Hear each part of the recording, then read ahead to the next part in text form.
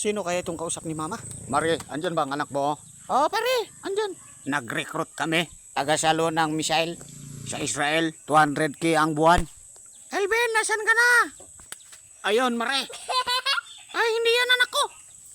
Pre, bibili ka nito, pre. Ito. Tsaka ito. Ito, pre. Magkano Ah, naman ito. yan, pre? Kahit 100 na tao, pwede dito. Grabe naman Tapos yan. Ito, malapad to, pre. Oh. Tapos ito, kahit 200 na tao, pwede dito. Talaga, pre. Oh, pre. Kasya. Paano naman, pre? Pero dito, pre, ano? Kailangan nakatayo para kasya yung 100. Mura lang to, pre. Tingnan, pre. Ayo, magandang hapon, Mare. Magandang hapon din, pare. Oh, anong nangyari kay Elvin, Mare? Pumunta kasi sa ibang bahay, pare.